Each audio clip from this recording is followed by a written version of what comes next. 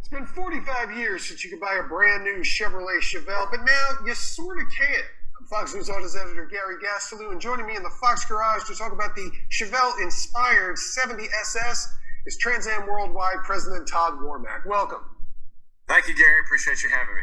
So just to bring people up to speed, Trans Am Worldwide started out converting modern Camaros into 1970s Firebird Trans Am lookalikes because Pontiac was out of business and there was never going to be a new Trans Am. You've now taken that idea and applied it to the 1970 Chevrolet Chevelle SS and using the Camaro as the basis for that.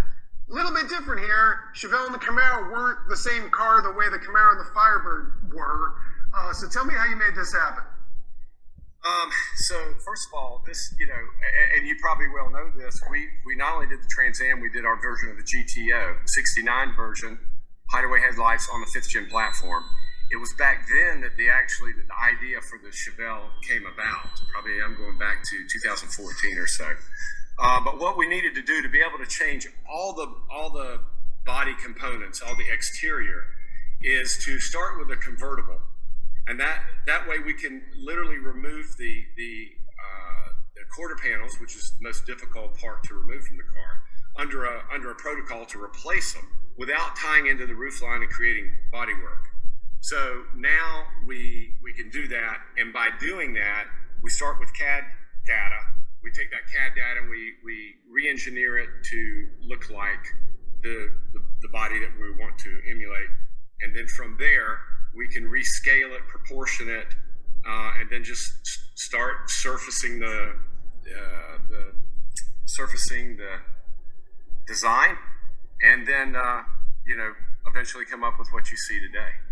And by not having the roof with the convertible, you actually were able to make a hardtop roof, removable hardtop that looks a little bit more like the Chevelles would. Exactly, and that's what the plan is. There's actually several changes to the pilot car that you see now. That being one, that's going to be an option. So the customer can actually option to have the removable hardtop, which will actually give them both. So when the hardtop is on, they have the soft top to come up or down. Or if they want to leave the hardtop on, they're welcome to do that. The other changes are going to be on the interior. From the pilot car that you saw, we're changing the console, actually going with a retro. The automatics, we have the old horseshoe shifter. And we're changing the steering wheel. A couple small items on the interior, but for the most part, the exterior is going to be the same. We will offer a chrome bumper package, and probably also offer the chrome wheel well trim as well. So of all the Chevrolet models over the years, why the Chevelle? Was this one that you had a fancy for, or was it something your customers were asking you to build? No, it definitely was a personal preference. My brother and I grew up in the back of a Chevelle, so there was, even though we were most well known for the Trans Ams, that actually didn't come along in our lives till late high school. The Chevelle, however, was something that as little kids, Mom used to tote us around, and she had a 396 4-speed, and it always stuck with me. And I knew when we started this business, and especially when we branched out to do the GTO, I knew the Chevelle was going to come down the pike one day. I was just going to have to figure out how to make it happen. You haven't just changed the way it looks, you also offer some pretty powerful upgrades, 900 and 1,500 horsepower engines, is that right?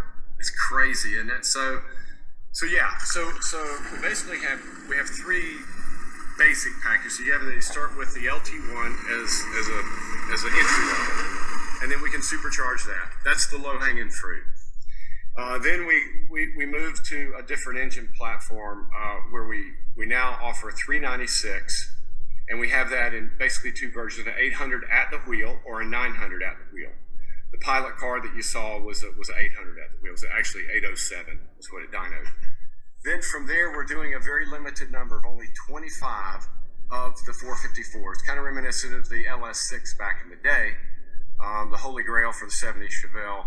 We call it the LS6X, and we're only going to do 25 of those. That particular engine will come in 3 different horsepower options.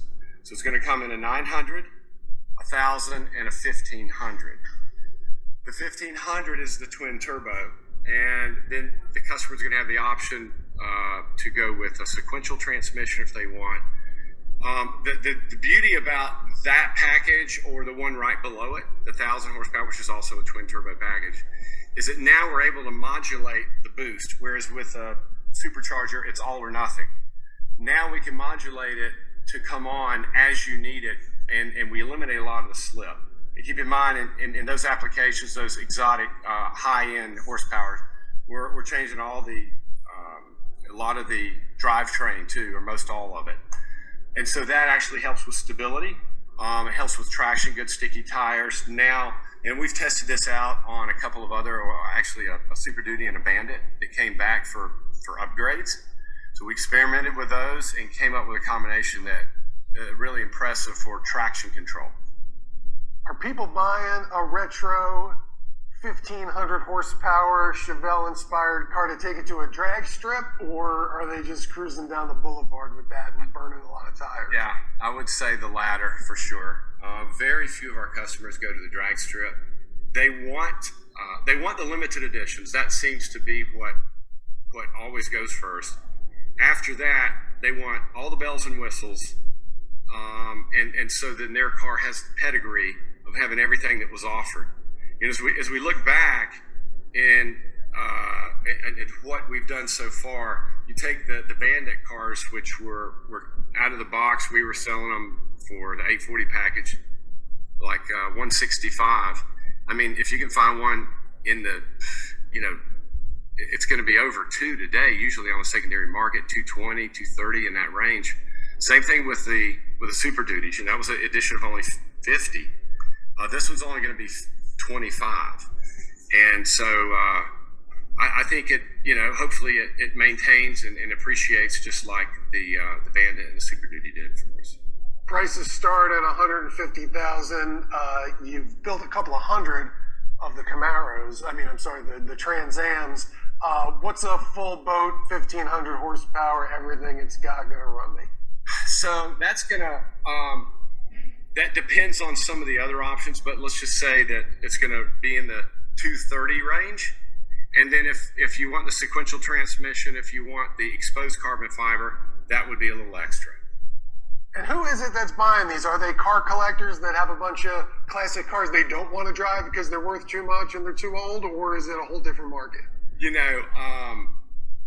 That would definitely, the collectors are a big segment of our market.